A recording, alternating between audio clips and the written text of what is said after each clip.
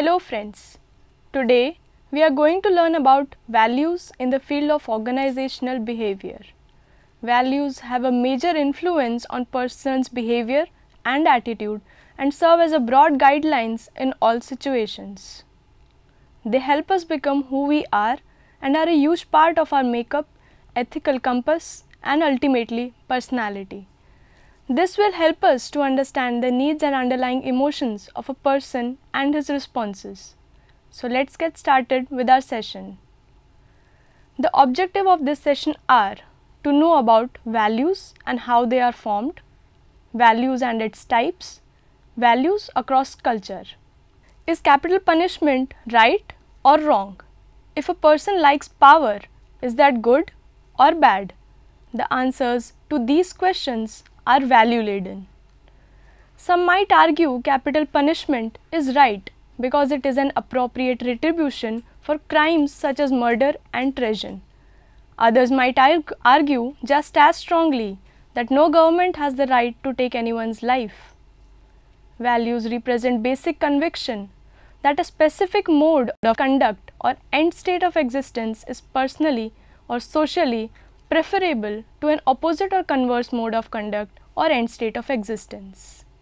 They contain a judgmental element in that they carry an individual ideas as to what is right, good or desirable.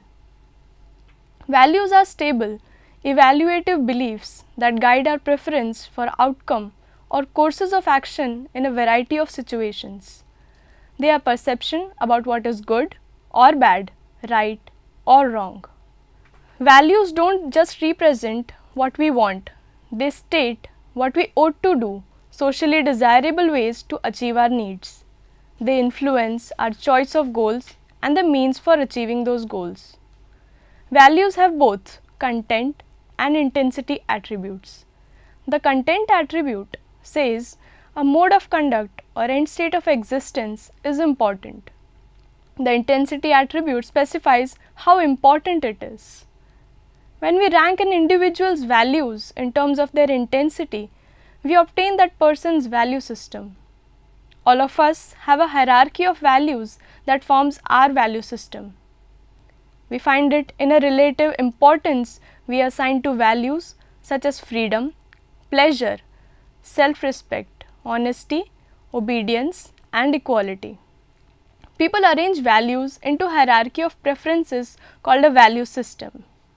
Some individuals value new challenges more than they value conformity. Others value generosity more than frugality. Each person's unique value system is developed and reinforced through socialization from parents, religious institutions, friends, personal experiences and the society in which he or she lives. The values of a person holds will affect his or her employment. For example, someone who has an orientation towards strong simulation may pursue extreme sports and select an occupation that involves fast action and high risk, such as firefighter, police officer or emergency medical doctor. Someone who has a drive for achievement may more readily act as an entrepreneur. Moreover, whether individuals will be satisfied at a given job may depend on whether the job provides a way to satisfy their dominant values. Therefore, understanding employees at work require understanding the value orientations of employees. How are values formed? Values are usually shaped by many different internal and external influences including family, traditions, culture and more recently media and the internet. A person will filter all of these influences and meld them into a unique value set that may differ from the value sets of others in the same culture. Values are thought to develop in various stages during a person's upbringing and they remain relatively consistent as children mature into adults. Sociologist Maurice Massey outlines 3 critical development periods for an individual's value system. Imprint period, that is birth to the age of 7. Individuals begin establishing the template for what will become their own values during this period. Modeling period, that is from age of 8 to 13. The individual's value template is sculpted and shaped by parents, teachers, and other people and experiences in the personal life. Socialization period, that is from the age of 13 to 21. An individual fine-tunes values through personal exploration and comparing and contrasting with other people's behavior during the socialization period. What are the different types of values? Values come in many forms, and scholars have devoted considerable attention to organizing them into coherent groups.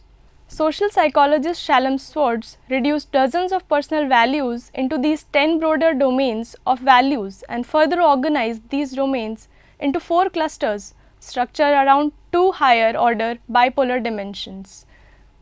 The first is openness to change and conservation. One dimension is Schwartz model has openness to change at one extreme and conservation to the other extreme. Openness to change represents the extent to which are motivated to pursue innovative ways. It corresponds to the values of self-direction, that is independent thought and action, and stimulation, that is excitement and challenge. Conservation, the opposite end of this dimension, is the extent to which a person is motivated to perceive the status quo. Conservation is associated with the values of conformity, that is adherence to social norms and expectations, security, that is safety and stability, and tradition, modern and preservation of the status quo. Self-enhancement and self-transcendence. The other bipolar dimension in Schwartz model ranges from self-enhancement to self-transcendence.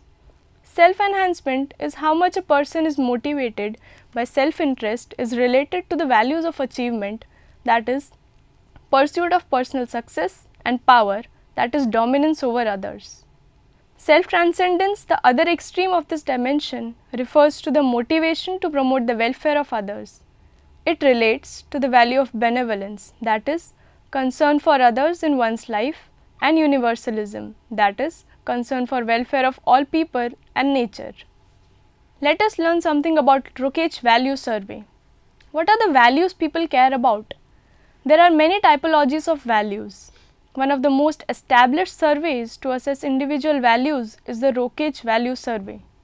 This survey lists 18 terminal values and 18 instrumental values in alphabetical order. Terminal values refer to the end states people desire in life, such as leading a prosperous life and a world at peace, whereas instrumental values deal with views on acceptable modes of conduct, such as being honest and ethical and being ambitious. According to Rokeach, values are arranged in hierarchical fashion.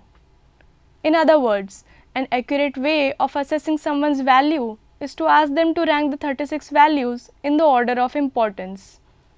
By comparing these values, people develop a sense of which value can be sacrificed to achieve the other, and the individual priority of each value emerges.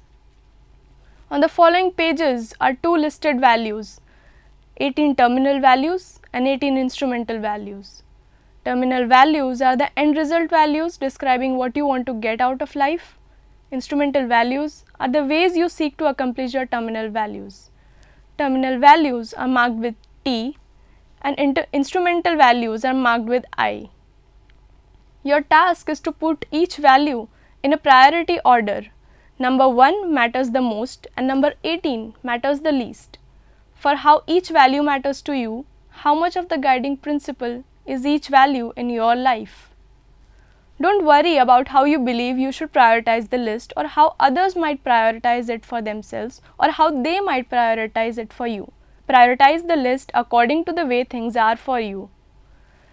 Print the terminal values and instrumental values on separate pieces of paper that you can cut into individual blocks. Start with the terminal value blocks. What is it you want most out of the life? Arrange the blocks according to what matters most to you. When you are finished arranging your terminal values, copy the results onto the terminal values blank sheet. Ignore why this matters to me column for the moment. Do the same thing with the instrumental values block. What is the most important thing to you about the way you go about achieving your terminal values? Again, arrange the blocks according to what matters most to you. After you have finished prioritizing your instrumental values, transcribe them onto the instrumental values blank form.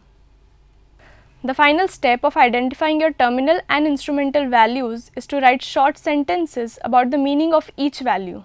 For example, if national security is one of your highest values, you might understand and yourself better by identifying why it is important priority for you.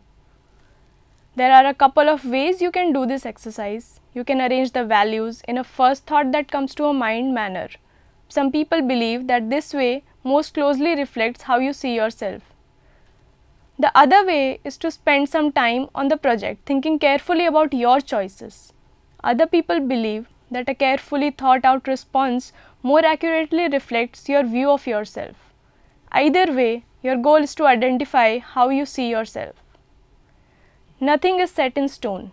At any time, you should go back and change the ranked order of either list if you have any new thoughts about your answers. When you have finished ranking both the sets of values, you should have a fairly accurate picture of how you really feel about what's important in your life. Why is this important? There are several reasons. First, people tend to try to accomplish similar results using similar means in a variety of situations in their lives and relationships. Sometimes, it is helpful to step back and see oneself through new eyes. Second, not everyone sees things the same way as another person does. Conflicts can arise when people hold different values and means of accomplishing their values. Understanding and, more importantly, accepting this may help you work more effectively with others who have very different terminal and instrumental values. What is value congruence? Value congruence refers to a situation where two or more entities have similar value systems. Unfortunately, significant incongruence between personal and organization values seem to be more common. Incongruence between the value system of employees and their organization has a number of consequences. Values are guideposts, so employees whose values differ markedly from the organizational values might make decisions incompatible with the organization's goal. Incongruence also leads to lower job satisfaction and organizational commitment, as well as higher stress and turnover among employees. Does this mean that the most successful organization perfectly align employee values with the organization values? Not at all. While a comfortable degree of value congruence is necessary for the reasons noted above, organizations also benefit from some level of values incongruence. Employees with diverse values offer different perspectives on issues which may lead to better decision making. The conflict resulting from values incongruence among employees can sharpen everyone's thinking about the definition of the problem and the rationale for preferred choices. Moreover, too much congruence can create a corporate cult that potentially undermines creativity, organizational flexibility, and business ethics. Values across culture. Anyone who has worked long enough in other countries will know that values differ across cultures. Some cultures value group decisions, whereas others think that leaders should take charge. Meetings in Germany usually start on time, whereas that may be half an hour late in Brazil without much concern. We need to understand differences in culture values to avoid unnecessary conflict and misunderstanding between people from different countries. What is individualism and collectivism?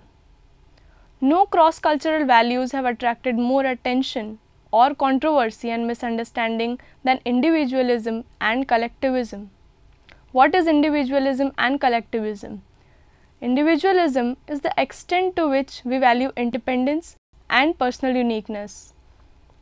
Highly individualist people values personal freedom, self-sufficiency, control over their own lives, and appreciation of unique qualities that distinguish them from others.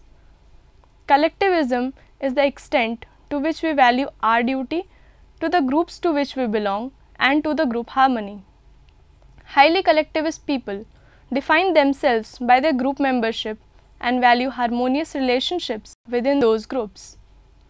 Collectivism is located within the conservative range of values, that is security, tradition and conformity. Okay friends, let us summarize today's session. We learned about what are values and value system. Values are stable, evaluative beliefs that guide our preference for outcomes or courses of action in a variety of situations. When we rank an individual values in terms of their intensity, we obtain a personal value system. Value congruence refers to situation where two or more entities have similar value system. Unfortunately, significant incongruence between personal and organization values seem to be common. We also learned that we need to understand differences in cultural values to avoid unnecessary conflicts and misunderstandings between people from different countries. That is all for today's session for values. Thank you.